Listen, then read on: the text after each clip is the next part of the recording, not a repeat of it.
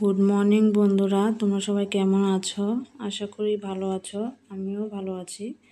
তো আর একটি ভিডিও নিয়ে তোমাদের কাছে হাজির হয়েছি আজকে। দেখো, আজকে বানাবো আমি পরোটা, যেটা কিনা চটজলদি হয়ে যায় আর নরম তুলতুলে হয়। তো যেহেতু আজকে সোনাই স্কুলে যাবে, তো ওর জন্য আজকে টিফিন দিব নরম তুলতুলে পরোটা। সেটা কী দিয়ে বানাচ্ছি দেখো, আলু দিয়ে বানাবো আলুর পরোটা। কিন্তু আলুর পরোটা আমি যেভাবে বানাই সেটাই তোমাদের আজকে শেয়ার করব। দেখো, আলুটা সিদ্ধ করে নিয়েছি, এটা ডালের মধ্যে সিদ্ধ করেছি আজকে, যেহেতু সকালে ডাল করেছিলাম।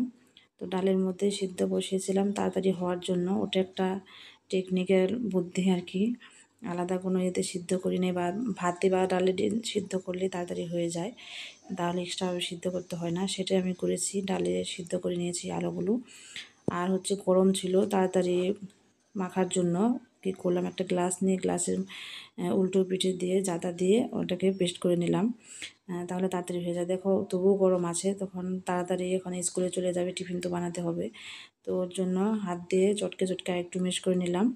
আর নিয়েছি একটু পেঁয়াজ ভেজে নিয়েছি, ও যেহেতু পেঁয়াজটা খায় না, কাঁচা পেঁয়াজ দিলে তো খাবেই না, ওর জন্য একটু পেঁয়াজ তেলে, সর্ষের তেলে ভেজে নিয়েছি। আর লঙ্কা একসাথে ভেজে, মানে ওই যেন পেঁয়াজের গন্ধটা অতটা না আসে, সেজন্য কিন্তু টেস্ট হবে।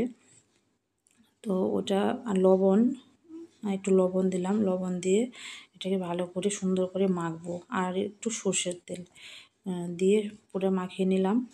মাখিয়ে নিয়ে দেখো, দুটো ভাগে ভাগ করে দিলাম, কেন কি ভাতের সাথে ওটা খাওয়া যায়, আবার পরোটার সাথে কী করে করব দেখো সেটা দেখাচ্ছি। এবারে ময়দা নিয়ে নিলাম। তো ময়দার মধ্যে আগে আমি একটু তেল আর একটু হচ্ছে লবণ, মানে বেশি লবণ দেওয়া যাবে না, কেন কি আলু সেদ্ধ যেহেতু লবণ দেওয়া হয়ে গেছে, ওর জন্য পরিমাণ মতো লবণ আর সামান্য পরিমাণে তেল, সেটা হচ্ছে সাদা তেল, সরষের তেল না, সরষের তেল একটু গন্ধ হবে, সে পরোটা ভালো লাগে না। তো সাদা তেল দিয়েছি। আর ওটাকে জল দেব না, পরোটার মধ্যে আমি কিন্তু আগে জল দেব না, ময়দার মধ্যে, এটা ময়দা পরোটা একটু ভালো হয়। তো আটা দিয়েও করি আমি, তো আজকে ময়দা দিয়ে করছি। তো এখন আলু মাখাটা দিয়ে দিলাম, এভাবে 2 থেকে 3 মিনিট, মানে যেভাবে মাখে ময়দাটা সেভাবে মাখতে হবে। তো মেখে নিচ্ছি। তো জল দেবো না আগেই, তোমরাও এটা যদি করো কখনো জল দেবে না। আলু সেদ্ধ এভাবে মাখিয়ে করলে কি হয়, ওই লেচি কেটে ভিতরে পুর ভরে তারপরে আবার বেলার সময় আবার ফেটে যেয়ে বের হয়ে যায়। তো যেহেতু টিফিনে তাড়াতাড়ি করতে হবে, টাইমের মধ্যে সারতে হবে, সেজন্য আমি যখন খুব কম সময় থাকে হাতে, তখন আমি এভাবে বানিয়ে থাকি। তো পুর ভরা ওটাও আমি বানাই, কিন্তু চটজলদি যেটা হয় সেটাই তোমাদের সাথে শেয়ার করছি। দেখো, এবার ওটা শুধু মেখে অল্প একটু দেখলেই জল দিলাম, বেশি জল লাগে না, অল্প সামান্য জল পরে লাগে, যেহেতু আলুটা পুরো মেখে তারপরে দেখতে হবে যে জল কতটা লাগে। বেশি জল দিলে কিন্তু নরম হয়ে যাবে, তখন আর লেচি কাটা যাবে না। আর দেখো, আর একটু তেল মেখে নিতে হবে, যে পেঁয়াতে বেলবে, মানে যে জিনিসে বেলবে, তেল হাতে মাখিয়ে নেবে একটু, তাহলে ভালো হবে। আর দেখো, এত সুন্দর মানে হয়, লেগেও ধরবে না নিচে বেলার সময়। আর যত তুমি বড় করবে তত বড় করা যাবে। আর পুর ভরা পরোটাতে কিন্তু ওটা হয় না, ওটা বড় করা যায় না, ওটা ছোটোই করতে করতে হয় আর কি, পুর যেন বের হয়ে যায় সে ভয়ে।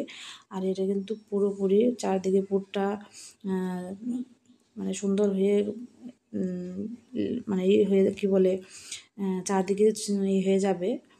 আর টেস্টও হয় এরকমভাবে চারদিকে ছড়িয়ে, এটাই মাঝখানে আর কি থাকবে না পুরটা। তো যাই হোক, আমি এবার দেখো ভেজে নিচ্ছি জলদি করে, দেখবে এভাবে খেয়ে দেখো, খুবই ভালো লাগে। তো আমি তো এভাবেই মাঝে মধ্যে করে থাকি যখন সময় হাতে কম থাকে। তো দেখো, খুব সুন্দর, আর এত সুন্দর নরম তুলতুলে হয় বন্ধুরা, এটা বাচ্চাদের জন্য খুবই ভালো হয়, কারণ বাচ্চারা শক্ত পরোটা বলো রুটি বলো খেতে চায় না। আর সময় বাঁচানোর জন্য বিশেষ করে এটা আজকে তোমাদের সাথে শেয়ার করলাম।